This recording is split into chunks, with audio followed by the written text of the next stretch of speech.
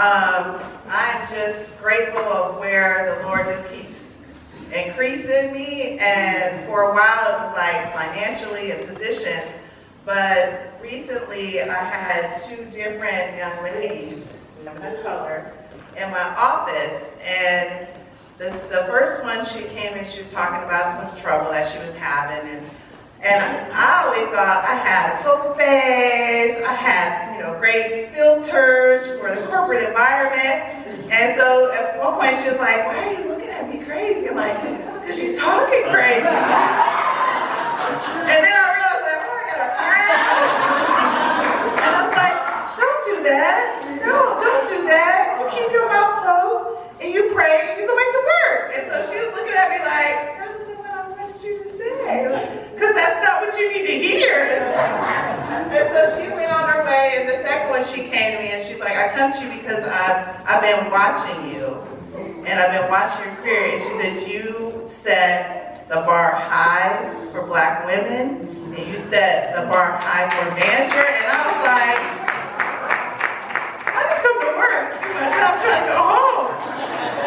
But it didn't realize, and I say that about the women in this church, that I look up to you as examples. And even my peers that have been single mothers, I look to you, and for somebody to say that to me, that people are watching me, and the fact that I'm a woman of color, and not a lot of us, and so I was like, oh, okay. And so I was like, "Lord, you gotta help me, because I didn't realize now I gotta be a role model.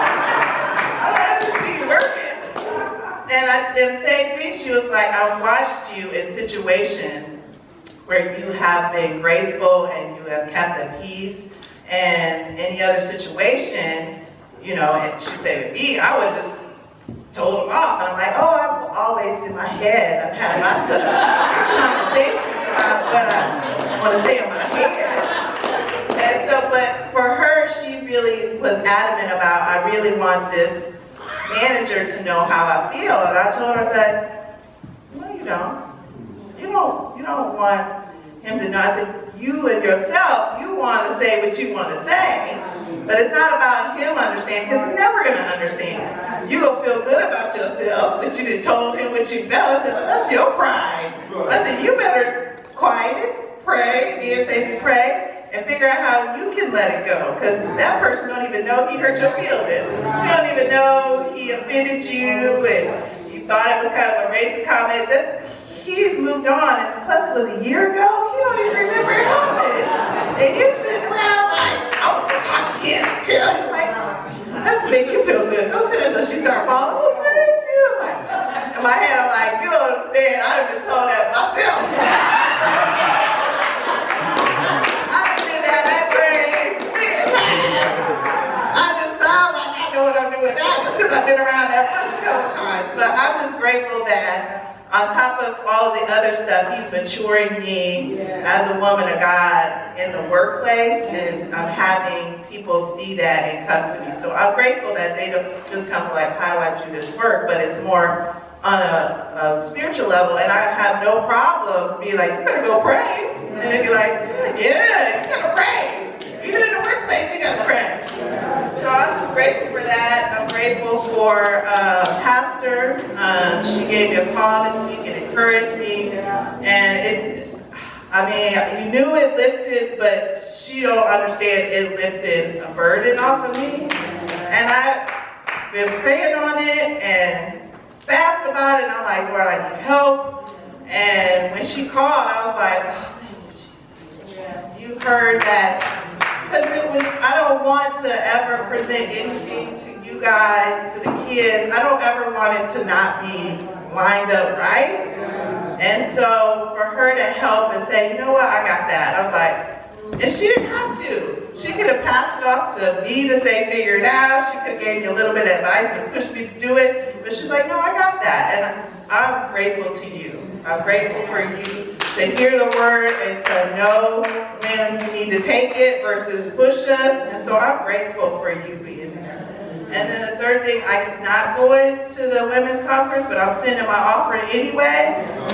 Because I just think that that's the right thing to do. It's like, whatever the way going down, I'm going to send it, so just know I'm sending it.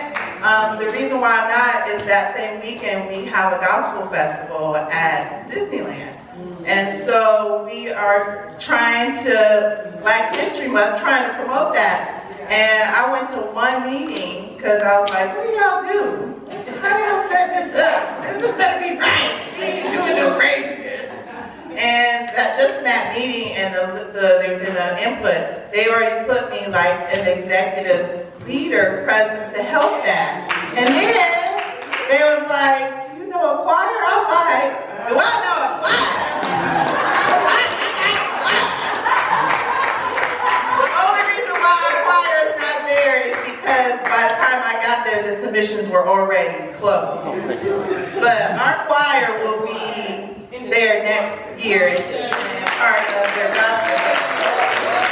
So I was like, okay, I'm still my offering, but I'm also allowed this up here too. But I'm just like, again, it's just, they were like, because we know where your heart is in you. And so I was just thank you for those things of him placing there. But when she said, you know, a choir, your choir, she said, are they good? I'm like, yes, they're good. And she was like, okay. And that was it. It was no like, let me hear them and audition. And so she was like, okay, when it's time for next year, we'll just put your choir on the day. I'm like, thank you.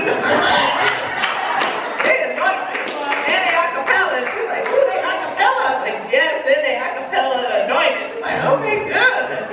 And just opened my word. And I'm just grateful. So those are my 3 testimonies.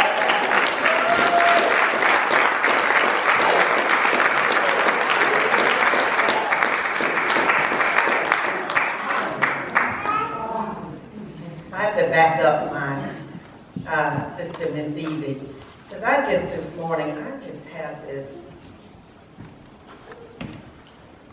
deep gratitude of praise in my heart. Just gratitude and tender praise, because God has been so good. Brother Reverend Randy Smith is out of the hospital.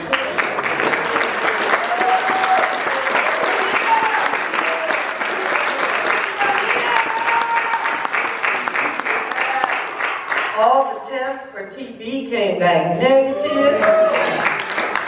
He's at home recuperating from pneumonia. This 5th or 6th generation God has brought into this church. Every baby has been healthy.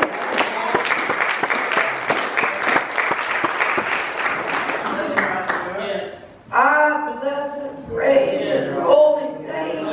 This power of praise. And I was standing this morning, I said, Lord, we're going to praise you. I'm going to praise you until this government shutdown is over and people are back at work.